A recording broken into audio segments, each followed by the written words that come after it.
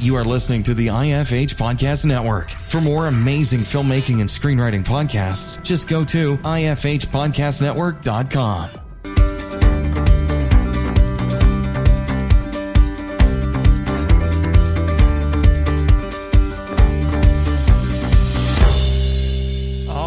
Welcome to the Successful Screenwriter Podcast, where we discuss anything and everything screenwriting. Here we interview successful screenwriters and filmmakers to find out just what it takes to make it in the industry.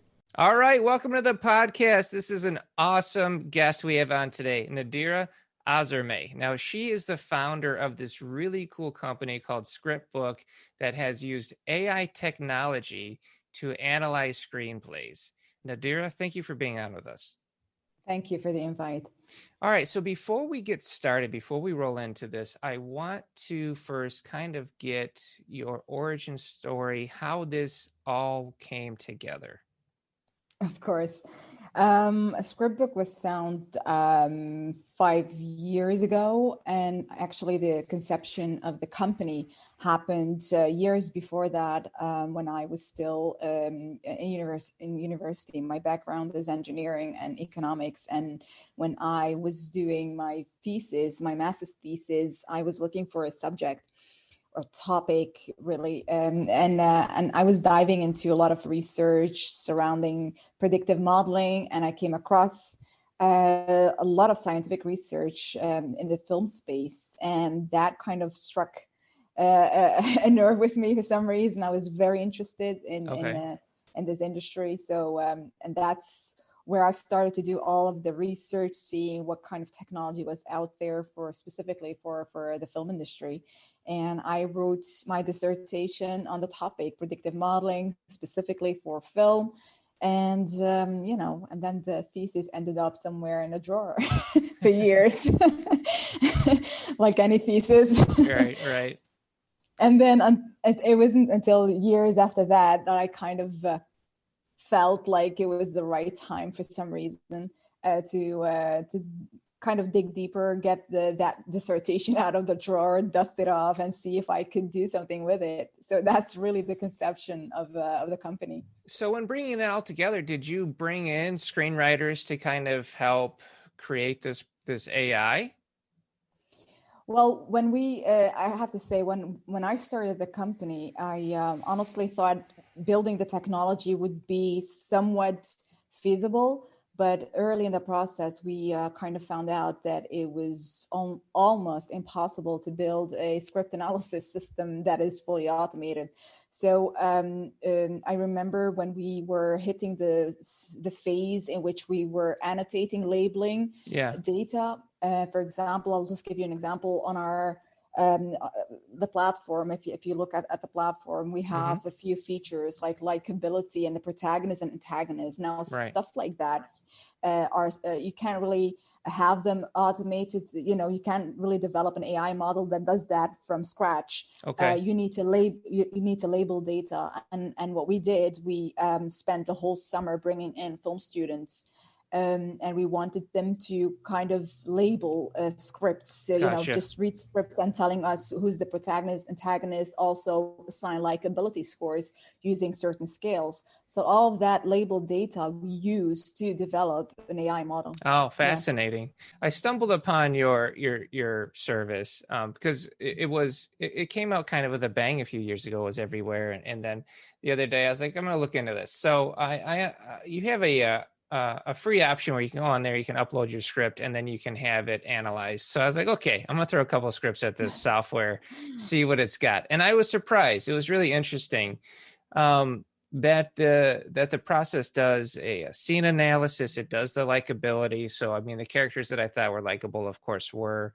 Of course, in a screenwriting sense, we don't feel you have to have a likable character as long as they're understood and the audience can relate to them, but I can see where the likability factor comes in. I really liked the emotion by scene. I thought that was fascinating because I think that's something that a lot of screenwriters could actually look at their script. They could get it analyzed, and then they could see a waveform and see the emotions of the screen, which is really fascinating.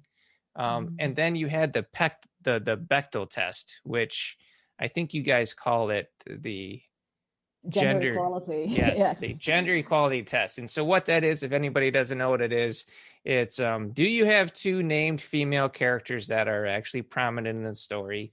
Are they having a conversation, and is that conversation not about a man? Now, I know that sounds ridiculous.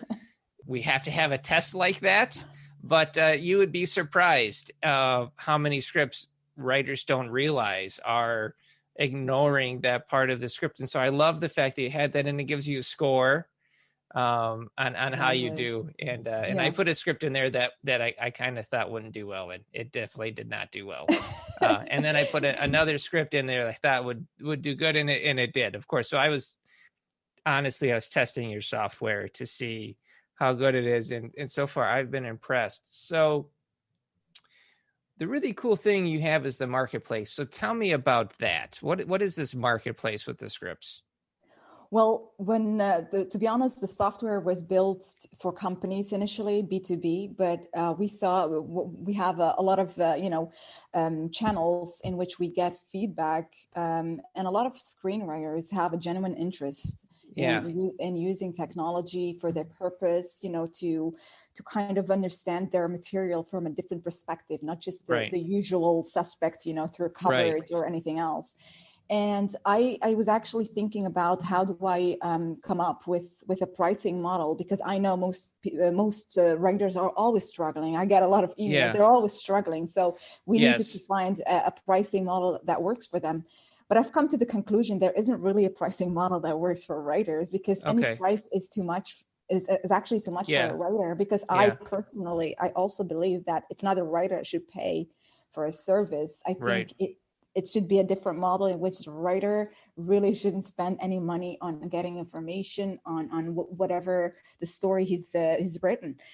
And the marketplace, it was all, to be honest, it started with the whole Corona thing. I was thinking about a solidarity action, because I got a lot of emails of struggling writers, and they wanted, some help from our technology. They couldn't afford it. And I kept thinking, I spoke to my team. I said, listen, we need to find a way to set up a marketplace and have free analysis for writers. This is some sort of a light point that they'll have in this dark year. And I reached out, to be honest, to quite a few platforms, prominent platforms that do coverage, that do script hosting, and not a single one of them wanted to team up for solidarity purposes. So I thought, okay, nobody is interested in solidarity. We'll just do it. Just do it by ourselves. So and that was the marketplace. We just kind of launched it a couple of months ago. We didn't really promote it. It's just there. And I think there are about 400 projects on the marketplace right now. It's growing steadily. We don't really promote it, but anybody who finds the marketplace and sees, I can actually upload my scripts for free and have some sort of information. Well, that's what I want to ask you, because I see, I mean, what do I know, right? But I see potential on this marketplace for scripts that are scoring high, that perhaps producers start perusing this, looking for projects. Mm-hmm. Is that something that you can see as a goal? It's definitely something that would be interesting, of course, because we had, for example, a few film funds also looking for material, and they were asking if we could kind of, be the pipeline of successful projects, commercially viable projects. But I think this year is just not a benchmark, in the sense that when we kind of had, scripts that did very well commercially in the predictions, and we kind of, emailed those scripts to film funds and production company. But it seems like this year, not a single company has money. No, this year is a wash. It is. Because I spoke to 3 film funds about, I think, 3 projects that were very good in their predictions, and they all said our money is tied up. We don't get the insurance. So I was like, okay, 2020 is a lost year. So hopefully next year. But it's definitely something that would be interesting to kind of be this funnel that we kind of put a producer or a writer in touch with a production company or a film fund and help them get made. I think I definitely see there's possibility for it. on your end. So I hope that keeps continue being developed, because I'm all about finding avenues for screenwriters. Now, pricing wise, this is definitely priced for a studio, for a production company, or for producers, some kind of a development. This isn't something that a writer's going to shed this much cash on. However, looking at it, I was always wondering if there is a price model, or if in the future you're developing something a little bit more that a writer could take advantage of. Because I saw aspects in the paid version, which is like, I don't need any of this other stuff, but you had an option in there about budget breakdown. And I was like, that fascinated me. I would love to know how much it would cost for my script to be made. So there are little things like that I think a screenwriter could be like, yeah, I would pay for that. This podcast is brought to you by thesuccessfulscreenwriter.com, where you can find instructional books, videos, courses, and screenplays of Hollywood's biggest hits to download. As an added bonus, visit www.thesuccessfulscreenwriter.com to download the Guide for Every Screenwriter for free. Yes, free. Available exclusively at thesuccessfulscreenwriter.com. Now, back to our show. So what is the future of ScriptBook outside of the marketplace, kind of getting that going, since that's so new? What are you looking at? Are you looking at trying to branch out in more indie stuff, or? Well, for us, I mean, our main goal is content analysis, really having AI-driven content analysis. That was the goal from day one. We wanted to deliver, to offer a new way of assessing material, a more efficient way, a quicker way, an unbiased way. And we honestly, and I remember when we started out, we were very naive in our expectations. We were just saying, well, writers will love this. This is something that will help the group that doesn't get into, that doesn't get invited to the table. Right. I was always about that. I really wanted to kind of give that specific group a voice. And I see the difference between, let's say, Hollywood and the independent world, for sure. The independent filmmakers are struggling, and Hollywood is kind of going towards a different avenue. I mean, if you look at the job listings for every studio or big production company, all they do is look for data scientists. There's nobody looking for writers. Check out the job listings. That should give you insight in the sense that all of the studios and large production companies are heavily investing in data science. That's why they have job listings for 30, 40, 50 data scientists. Wow. So that, and the independent industry should kind of, look at that and put one and one together. It's I think it's just time, especially with this weird year, it's time for writers, but also independent producers to kind of find this, the silver lining in this all, know, between technology and their artisticness and their creativeness. I think that people don't like change. And what you're presenting is a change. I mean, this is huge. And other than the fact that artificial intelligence has been like the main villain in any kind of sci-fi scary film, right? So we'll go outside of like the Johnny Mnemonic stuff. This is it's changed. It's cool. But I saw it, and I'm always looking for avenues that people can find and take advantage of to help their career, however they can get that edge up. So if I can upload a script onto ScriptBook and get that objective viewpoint on it, I like that. I like that a lot, because maybe there's something there that I missed. Like maybe I didn't realize that I failed the Bechdel test. So I think that's great. And the fact that you have a free package is great. I think people have to get used to it, and that's tough. The one thing I would ask you about is, what do you think? Because you're an AI person, you've developed this. You're an analyst. I'm talking to the person. So what do you think about AI created content, where these people are forcing AI, they're programming AI technology to be able to write scripts on their own, which I've read. Now, some of these are just memes and they're jokes where they'll say, I made an AI watch 1,000 hours of Christmas films, and it's a joke. They're being funny, but some of them are real. They're actually programming these scripts or these AI technologies to write scripts. And I've read them and they're gibberish now, but that doesn't mean they're going to be gibberish in 20 years. Yeah. Well, first of all, I think there's the first issue that I worry about is the fact that writers, independent producers, let's just call them the creative crowd, that are kind of somewhat allergic to change, allergic to, the fast-paced environment that technology is. I worry about them because it takes them too long to get used to innovation, to novelty. We have been around for 5 years with our content analysis, script analysis platform. And until today, you still have a large group of people trying to fight this because they don't want this in this space. Yeah. But on the other hand, what I worry about is that there is already new technology being launched, which, like, for example, for ScriptBook, we developed Deep Story, which is also our own script generator.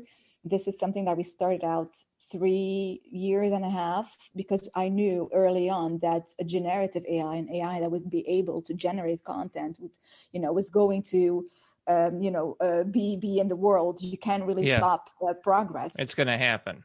It's going to happen. And 3 years ago, you're right, scripts that were generated by an AI were kind of weird. They didn't make sense. There was no context.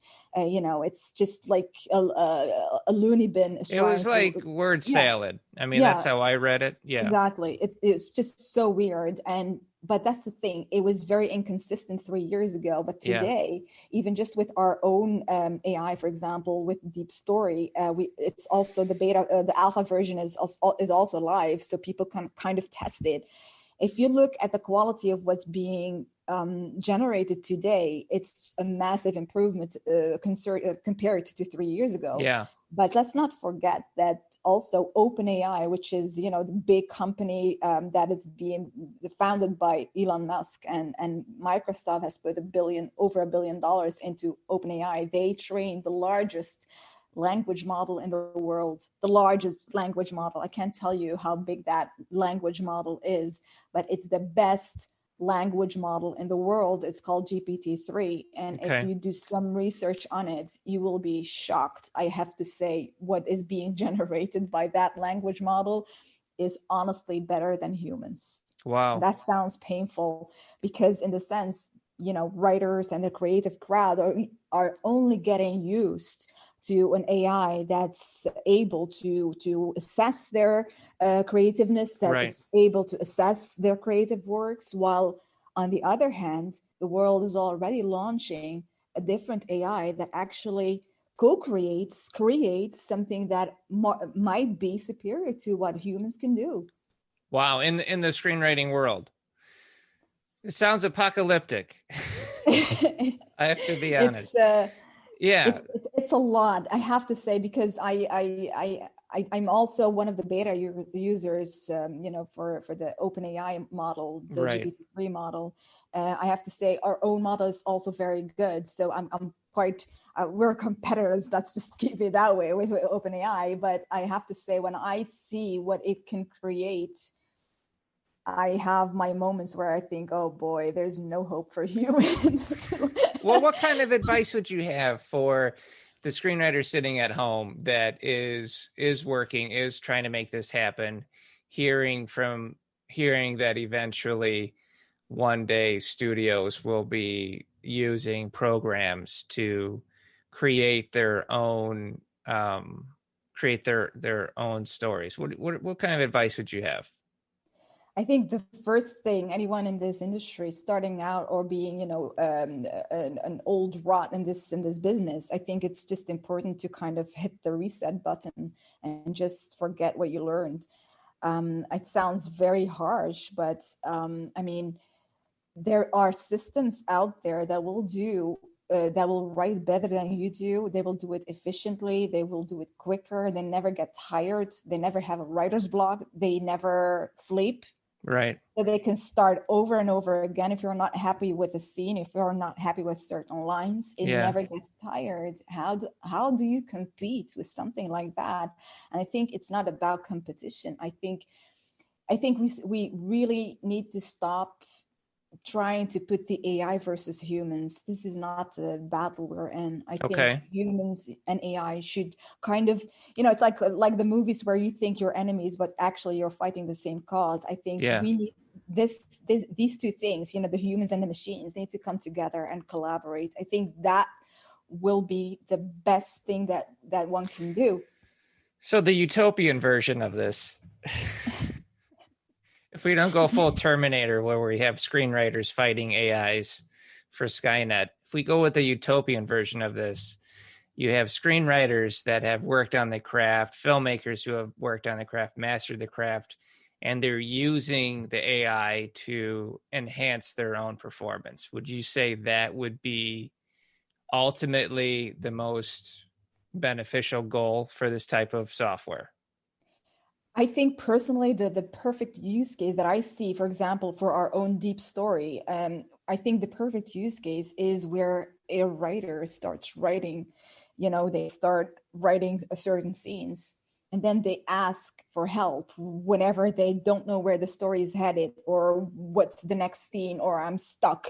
Have the AI give you ideas, hit the generate button. That's cool. I like that. I love that idea. Yeah. There you go. And you kind of work together with that AI, and the AI is just making suggestions. It's just like this co-writer, an artificial co-writer that really doesn't have any feelings. So you won't hurt his feelings or her feelings, just delete if you don't like. And it will make the writing process far more efficient. It sounds, it sounds like a thought generator. And I thought that's it's a really interesting idea. Could potentially be a nice solution for writer's block. I like that. I like to think that would be. I used to call it the inspirator, but it's like a thought generator. That's great. Inspirator. No, I love that. That I think that could give everybody hope. That's great. Well, this is a really interesting software. So it's called ScriptBook, and we've got the marketplace. We've talked about pricing. We've talked about the free service for the indie industry. What's the future here? You have your deep story, so you have your auto, your thought generator. Where else are you going from here? Are you going to lean more into indie stuff? Are you going to keep going with the studio model? What is the goal here? Where's the projection? Well, to be honest, the bigger goal for ScriptBook, and one can dream, is that we really want to build a new ecosystem. I think there is way too much fragmentation happening in our industry. You have a zillion platforms all launching their own little software, right, and there's nothing coming together. You need to consolidate every tool and bring them together in an ecosystem, and an ecosystem where anybody who's serious about this craft and wants to create a future in this industry, can find everything in a consolidated space. Right, bring it all together. That's the goal. Instead of having a lot of wannabes passing the revenue. There's pockets of expertise and pockets of, I would say, authentic and then imposter almost. So you never know, who am I using that is real, that can help me? Who am I using that might be predatory? So I agree with you. There's definitely needs to be some kind of a melding of the minds, I guess you could say, but that's a lofty goal, and I wish you the best. I love it though. I mean, you've got the drive, and I see the passion, and when I see that passion, I can always believe that that's somebody that can make it happen. Well, we hope so. We hope so for sure. Nadira, I wanted to really thank you for your time, and thank you for coming on. This has been an enlightening conversation. Coming into this, I knew there's going to be some big thought bombs coming at me about AI, because I was like, this stuff is going to be huge eventually. So I wanted to thank you for that. Thank you. It was very interesting, to kind of hear your thoughts as well. So it was great speaking. Thanks for listening. If you enjoyed this episode, please subscribe and share in your social media, where you can tag us at The Successful Screenwriter.